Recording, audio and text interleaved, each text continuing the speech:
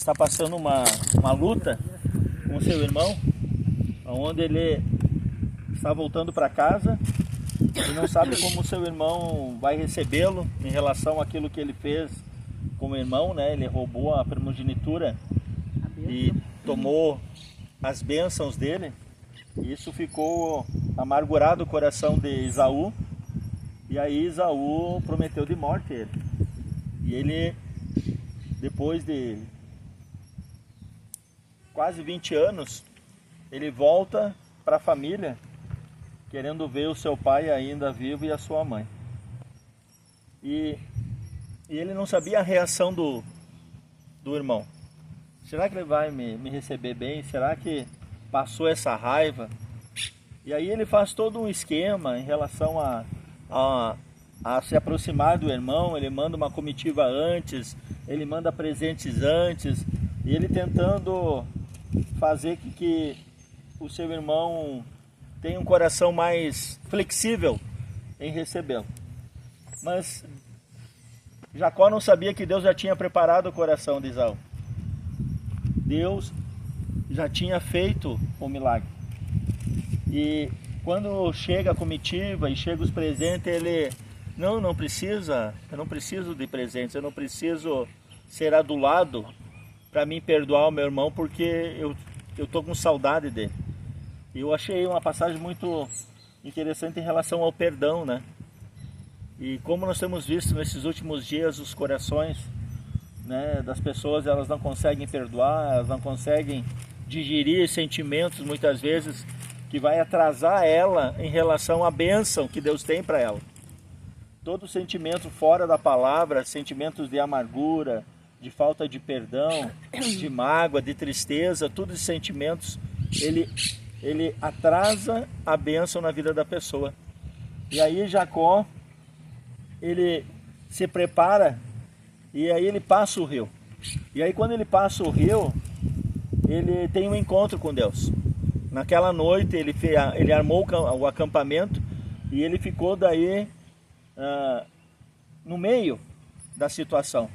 Então tinha gente atrás dele, ele tinha separado já, que vai que o irmão esteja bravo e mate toda a minha família. Então ele separou a família em 2 grupos, para que a família não fosse atingida. E eu vejo a preocupação de Jacó em relação à família. Nós temos que ter a preocupação com a nossa família, né, queridos? Né? A nossa família, os nossos filhos, né? A gente está sempre protegendo eles. E tu vê, há 3.000 anos atrás, Jacó já tinha essa proteção com a família. Então ele colocou em primeiro lugar ainda a proteção da família. Por mais que ele tinha saudade do seu irmão, por mais que ele tinha saudade do seu pai, ele tinha ainda que proteger a sua família. E muitas vezes, queridos, nós colocamos outras coisas em primeiro lugar do que a nossa família. E nós não devemos, viu, queridos, colocar sentimento na frente da nossa família.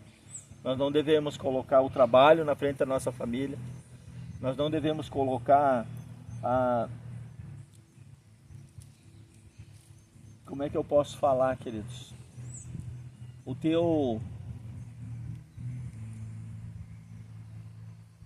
A tua vida na frente da tua família.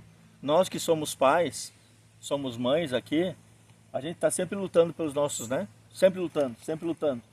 E eu vejo que Jacó, ele teve esse cuidado em cuidar cada um deles, cada um deles. Você começa a ler ali a história, você vê que cada um tinha uma característica, cada um tinha ali uma pessoa com, como é que eu posso dizer, queridos? Uma formação que ele, aos olhos do pai, ele viu como os filhos eram. Um era dado mais para o gado, o outro era dado mais para o campo, o outro era dado mais para a guerra, o outro era dado mais para o estudo, para o louvor a Deus. Então cada um ali já tinha separado ali os seus dons. E a gente conhece os nossos filhos.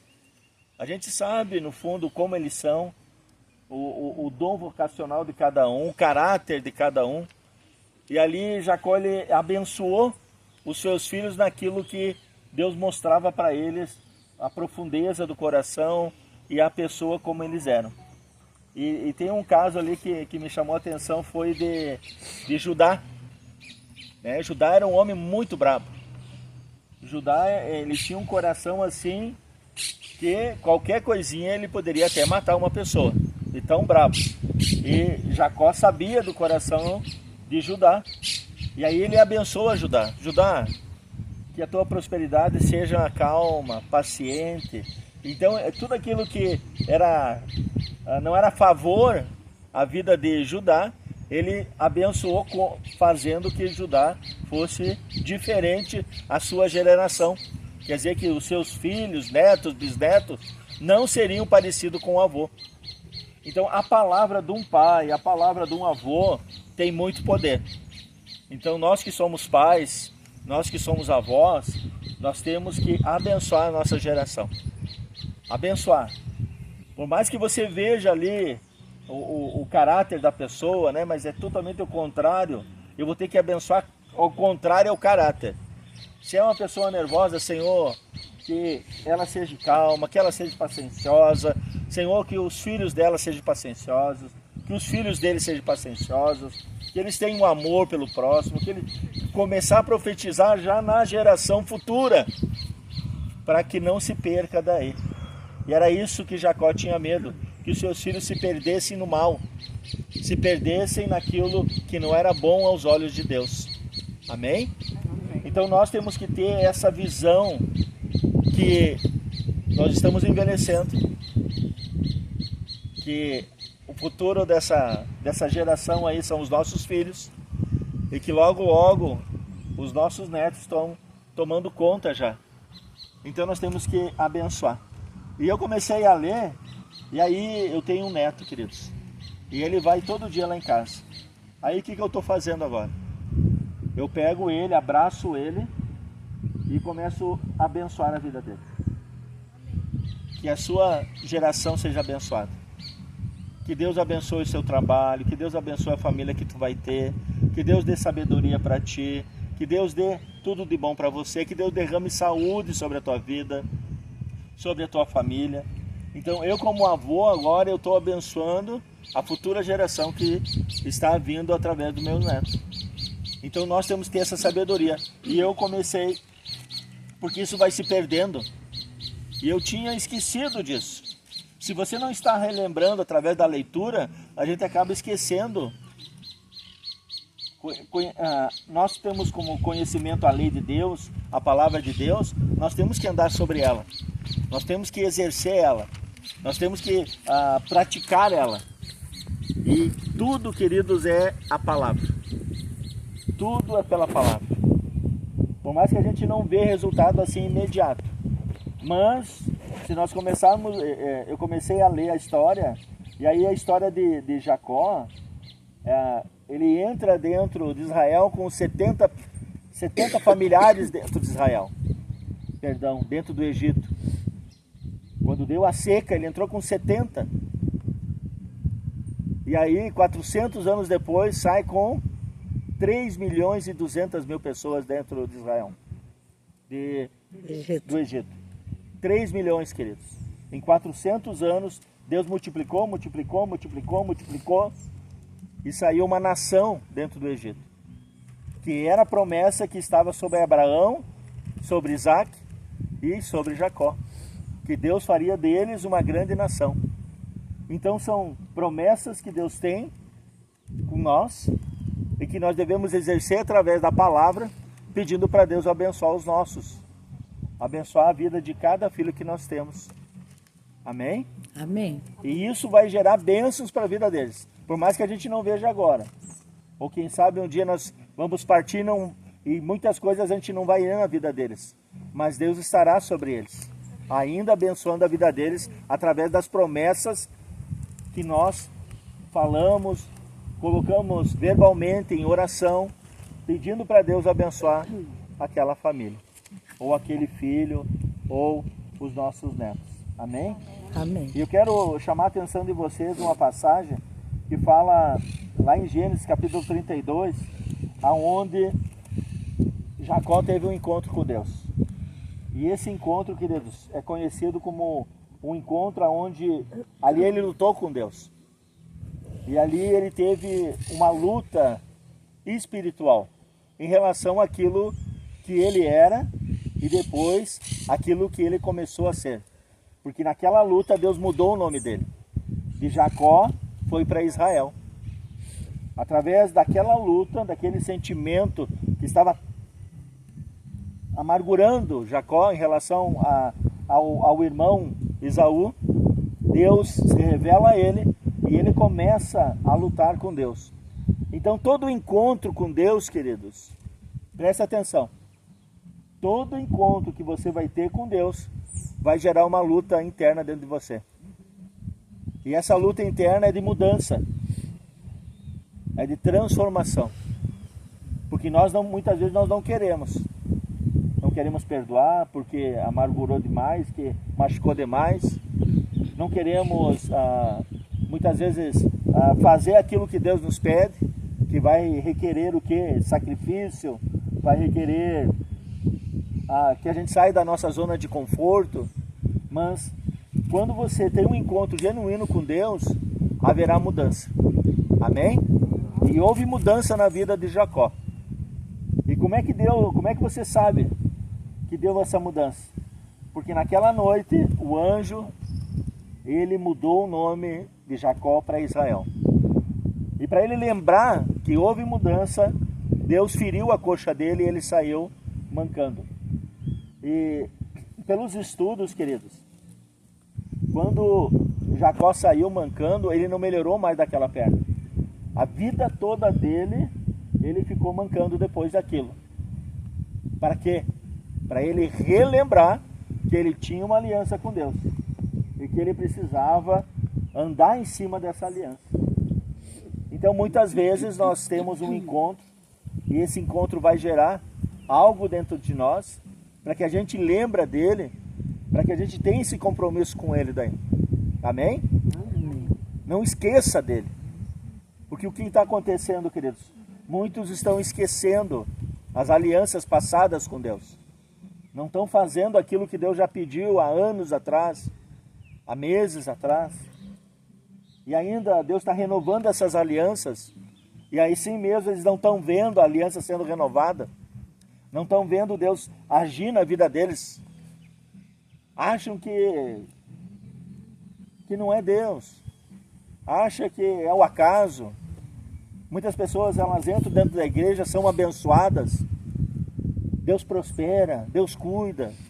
Deus, ele faz um milagre. E de repente, eles dão a importância ao milagre e não a Deus. Não, agora eu não posso, pastor, agora eu estou trabalhando. Agora eu não posso, pastor, porque eu tenho que cuidar do negócio. Agora eu não posso, pastor, porque eu estou cansado. E aí acabam se doando mais a bênção do que o abençoador. E teria que ser o contrário, queridos. Deus deu a bênção para que você administre a bênção junto com o abençoador. Para que Deus continue abençoando aquilo que Deus tem te dado. Para que Deus continue ainda prosperando aquilo que Deus te deu. E nessa minha caminhada de 30 anos, queridos, de convertimento, 16 anos de pastoreamento, eu já vi muitos casos onde colocaram a bênção em primeiro lugar e esqueceram do abençoador. Mas Jacó, ele não podia esquecer da bênção, porque ele foi ferido naquela noite. E todo dia, quando ele caminhava, ele lembrava: eu tenho uma aliança com Deus. Então que você lembre que todo dia que você se levanta, você agradeça a Deus pela tua vida e comece a agradecer pela bênção que Ele tem te dado. O trabalho que Ele tem te dado, a saúde que Ele tem te dado. Queridos, o processo de nós recebermos mais de Deus é ter gratidão a Ele. Não esqueçam disso.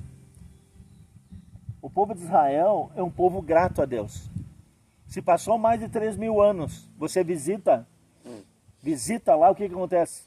Acontece lá que eles estão continuando ainda a fazer as festas a fazer os rituais, a andar nos propósitos, eles continuam da mesma forma que eles andavam há 3.000 anos atrás. Amém? Amém. Se você conversa com um judeu hoje, ele tem a mesma mentalidade de cultuar a Deus, de fazer as rezas, de andar em cima dos preceitos de Deus, dos caminhos de Deus, que faziam os seus avós, os seus pais, que faziam os seus bisavós, tataravós. Eles carregam isso com eles. E nós que somos cristãos, muitas vezes a gente esquece. De um ano para o outro já esquecemos muita coisa. Não cultivamos isso no nosso coração. E nós devemos cultivar aquilo que nós temos aprendido dentro da palavra, dentro dos ensinamentos. Não esquecer. Andar em cima deles. Amém? Isso vai nos fortalecer, vai nos levar a ter um contato melhor com Deus, nos aproximar dele através das nossas atitudes, do nosso comportamento, das nossas orações, não tendo um coração orgulhoso, não tendo um coração soberbo, se humilhando na presença dele todos os dias, chorando. Nós temos que ter gratidão, queridos. O princípio de nós recebermos mais de Deus é ser grato pelo aquilo que Ele tem nos dado. Amém? Tenha gratidão daquilo que Deus já tem te dado. Mas é tão pouco, pastor. Queridos, a quantidade não quer dizer que você não possa ser grato a Deus. Amém?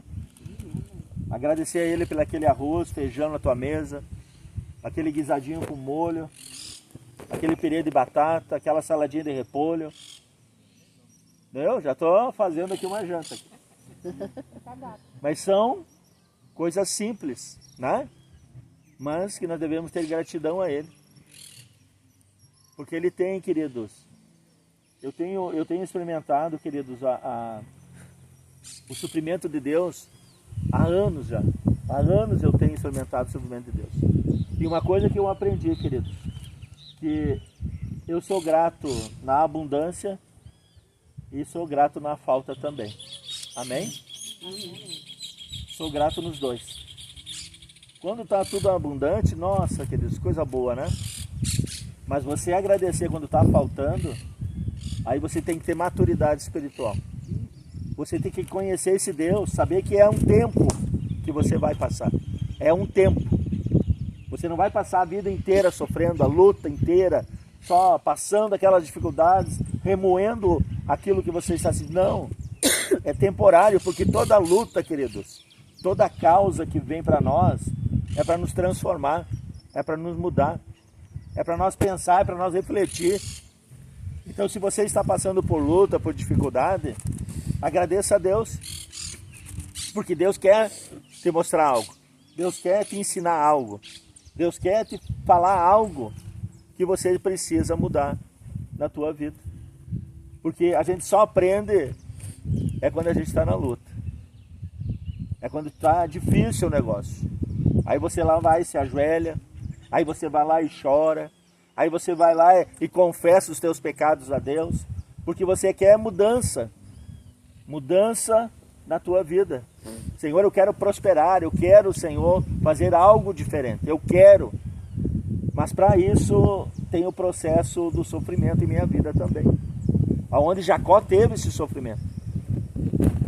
Ele trabalhou 7 anos por Raquel, ele trabalhou 7 anos depois por Lia. Depois ele trabalhou mais alguns anos para ter o rebanho. Ele ficou 20 anos na mão do sogro, queridos. Trabalhando para o sogro, 20 anos. Para depois sair rico daquela situação. E às vezes a gente não consegue passar o processo, né? 6 meses para nós é uma eternidade. 1 ano então, meu Deus. E eu comentava, não sei com quem, essa semana lá, né? Na época que eu comecei meu ministério, o meu desejo pastoral, trabalhar na igreja. Eu fiquei 3 anos, querido, sem comprar uma meia, uma calça, uma camisa, 3 anos. O meu sapato eu botava, eu recortava o papelão e botava, porque já era furado. E eu tinha vergonha de me ajoelhar na igreja, queridos, por causa do furo que eu tinha no sapato. Mas ninguém sabia. Amém? Mas eu sabia a luta que eu estava passando. Mas eu sabia que era temporário. Que ia chegar o dia da minha bênção, o dia do meu milagre. Amém? Então tudo tem, queridos, um tempo para você aprender, para você crescer, para você amadurecer, para você, como diz o jovem, passar de fase. E eu falava quarta-feira a respeito de degraus espirituais. Por que degrau? Porque Jacó também teve uma visão, queridos, um sonho, aonde existia ali uma escada onde os anjos subiam e desciam. Então existe uma escada espiritual onde nós devemos subir para nos aproximar de Deus, que são esses degraus espirituais aonde você está crescendo, amadurecendo espiritualmente, se aproximando de Deus através das tuas atitudes, do teu comportamento, das tuas ações, do teu comprometimento com Ele, com a palavra, em oração, em jejum, indo aos cultos, indo à igreja, buscando conhecimento para a tua vida. Tudo isso são degraus que você vai subindo. Porque não precisa estar ali a tua mulher falando, tu tem que ler hoje. Você vai ter que orar hoje. Você vai ter que buscar hoje. Hoje tem culto, vai tomar banho. Não é assim, queridos. O compromisso tem que ser de cada um. Chegar a tal horário, tá arrumadinho já para ir para o culto. E muitas vezes tem que ter alguém empurrando para você crescer daí. Não é assim. Deus não se agrada assim. Deus se agrada num coração voluntário. Amém? E isso a gente aprende com os patriarcas. Eles não negaram a Deus, não negaram. E eu falava a respeito de Abraão, queridos. Esperou 100 anos para ter um filho. Na realidade, ele sonhava com esse filho. Mas ele não questionava. Ele só ficava esperando em Deus. A esposa dele engravidou com 85 anos. Um milagre, queridos, que para nós, hoje, na nossa época, já é impossível fazer um negócio desse. Por mais que a tecnologia, a ciência esteja avançada. Mas há 3.000 anos atrás, Deus fez um milagre nessa mulher, ela engravidou aos 85 anos. Se Deus pode engravidar uma senhora de 85 anos e fazer dela forte, e amamentar esse filho, e cuidar desse filho, o que Ele pode fazer pelas nossas vidas se a gente não se dedicar a Ele? Não pagar um preço por Ele, não andar com Ele. Eu sei, queridos, que não é fácil. Eu sei que a vida aí fora, eu sei os compromissos, eu sei que muitas vezes a gente é cobrado na empresa, é cobrado porque nós temos boletos para pagar, nós temos compromissos a ser pagos, mas nós devemos, queridos, ter um compromisso também com Deus. Da mesma forma que você tem com a tua vida profissional, com a tua vida emocional, você tem que ter um compromisso com Deus. E esses patriarcas, eles tinham um compromisso com Deus. Aquilo que Deus falava, eles faziam. Aquilo que Deus mandava, eles cumpriam. Por quê? Porque eles conheciam o Deus que eles serviam. E nós conhecemos o Deus, só que nós não estamos valorizando esse Deus. E nós temos que valorizar. Nós temos que agradecer. Amém?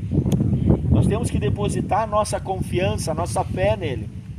Por mais que a situação esteja difícil, como passou Jacó, como nós passamos, e geralmente, queridos, Deus vai colocar o problema para nós trabalhar em nosso caráter, em nossas vidas, é com os nossos, é com os nossos, é com a nossa família, é com os nossos filhos, é com a nossa parentela. Deus vai começar a colocar situações para que a gente comece a praticar aquilo que Ele tem nos ensinado. A prática, ela vem dentro da nossa família daí. É amar aquele que nos incomoda, é amar aquele que nos perturba, é cuidar aquele que nunca se cuidou,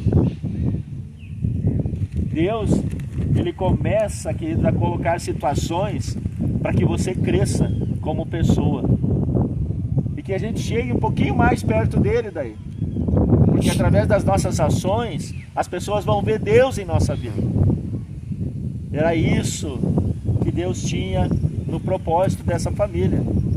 Deus se manifestava ao ponto das pessoas dizerem assim: eu vejo Deus na vida de Jacó, porque a família dele é próspera. Olha a quantia de pessoas que Jacó tem 12 filhos. Houve manifestação de Deus na vida de Jacó. Deus estava com Jacó. E as pessoas em volta, as cidades em volta viam que Deus era com ele. Amém? Amém. Por quê? Porque Deus abençoava a vida dele. E ele tinha respeito com Deus. Ele tinha amor a Deus. E ele tinha amor aos seus filhos. Ele tinha amor aos escravos. Ele tratava os escravos como ele tratava os seus filhos. Ele não fazia recepção de pessoas. E muitas vezes a gente faz recepção de pessoas. A gente trata bem um e não trata bem o outro. Amém? E aí Deus, ele começa a nos tocar em relação a isso. Nós temos que ser pessoas diferentes, queridos. Nós temos que andar diferente. Porque nós temos que representar aqui Deus através das nossas atitudes e do nosso comportamento. Amém? A palavra de Deus diz assim, queridos. Gênesis capítulo 32, versículo 26. E disse: deixe-me ir, porque já alva subiu. Porém ele disse: não te deixarei ir, se não me abençoares. Querido, Jacó aqui estava passando essa luta com esse anjo, Deus. Mas ele queria a bênção dele. Amém? Quando você estiver amargurado, cansado, esgotado, triste, desanimado, vai na presença dele e lute com ele. Chore com ele. Se ajoelhe. Até grite: Deus, aonde tu está? Me ajuda. Chore. Se humilhe na presença dele. Senhor, eu não saio daqui enquanto o Senhor não me abençoar. Amém? Amém. E nesses dias, queridos, eu tenho orado, eu tenho chorado na presença dele. Eu tenho chorado por vocês, eu tenho chorado pela situação que nós vivemos. Eu tenho chorado, queridos, para que vocês sejam abençoados. Porque vocês sendo abençoados, eu serei abençoado. A igreja será abençoada. E essas atitudes que eu falei no início, queridos, são pessoas que não têm gratidão por Deus. Não têm gratidão pelo aquilo que Deus é na vida deles. E aí se entristecem e acabam caindo, queridos, no laço do passarinheiro. O que o diabo quer? Ele quer que a gente fique naquele laço de sofrimento. Porque eu sou coitadinho. Porque olha o que está acontecendo comigo. Porque Deus não está me olhando. Mas na realidade falta o teu compromisso e você ter uma ação em relação àquilo que você está passando e lutar por aquilo. Não aceitar essa situação e orar, e chorar, e jejuar, e ler a palavra, se encher de Deus, ouvir a palavra. Queridos, nós temos pregado naquela igreja ali para dar ânimo, para dar coragem, ensinando vocês a lutarem, ensinando a igreja a lutar. Eu não quero, queridos, carregar ninguém, eu quero que vocês lutem com as suas espadas. Eu quero ensinar vocês a não ficarem chorando num canto. Eu quero ensinar vocês a lutarem, a guerrearem com Deus. É difícil, é? Claro que é. Porque requer o quê? Atitude, comportamento diferenciado. Mas nós, como cristãos, nós temos que aprender. Aprender, queridos. Se você não estiver junto, lutando com Deus, Deus ele não vai lutar sozinho daí. Preste atenção. Se você não estiver junto com Deus lutando, ele não vai lutar sozinho. Ele não vai lutar. Porque ele quer ver o soldado que você é. Se você tem realmente o compromisso com ele daí. E com os seus princípios, com as suas leis, com os seus ensinamentos. Se você está colocando ele em primeiro lugar realmente. Se você ama realmente ele. E eu vejo, queridos, que se nós não se posicionar, queridos, Deus não pode fazer. Nós temos que nos posicionar. E aí eu passei já de Gênesis, já estou lá em Levíticos, queridos. E aí vem as leis, aonde vem ali leis espirituais. Ali vem leis ali que o povo tinha que seguir. Porque Deus queria colocar o povo no prumo. Queria ensinar o povo. As leis são para isso, para ensinamento. Para você praticar. Para que você não se destrua. E todo povo que não tem lei, queridos, ele se destrói.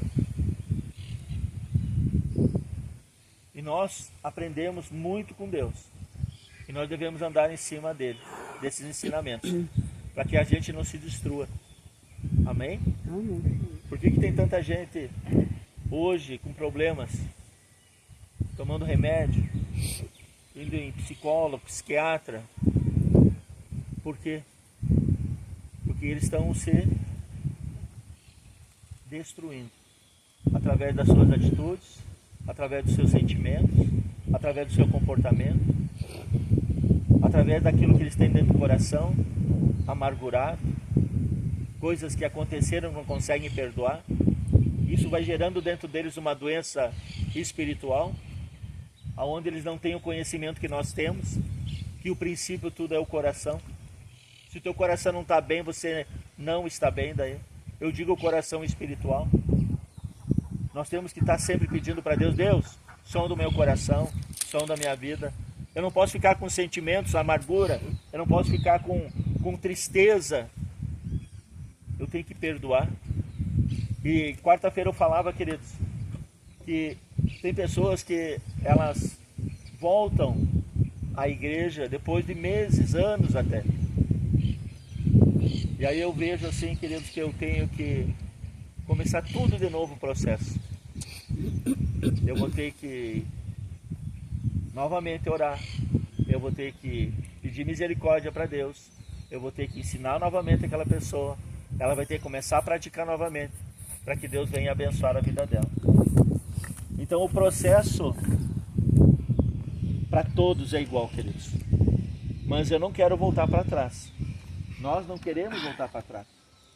Nós queremos começar a crescer, a colocar degraus em nossa vida e nós crescemos. Eu não quero regredir aquela velha natureza. Não podemos mais, queridos. Não podemos regredir. Nós devemos crescer. Amém? Então Jacó ali não largou o anjo. E disse, qual é o seu nome? E ele disse, Jacó. Então disse, não te chamarás mais Jacó, mas Israel. Pois como príncipe lutastes com Deus e com homens e prevalecestes. Amém? Lutastes e prevalecestes. E as pessoas não querem prevalecer. Elas querem receber a bênção e ele dizia, meu finado pai, picar a mola. Deus não está ali só para dar as coisas, queridos. O nosso Deus, ele não é assim. Eu estou aqui só para servir. E aí você abandona e volta.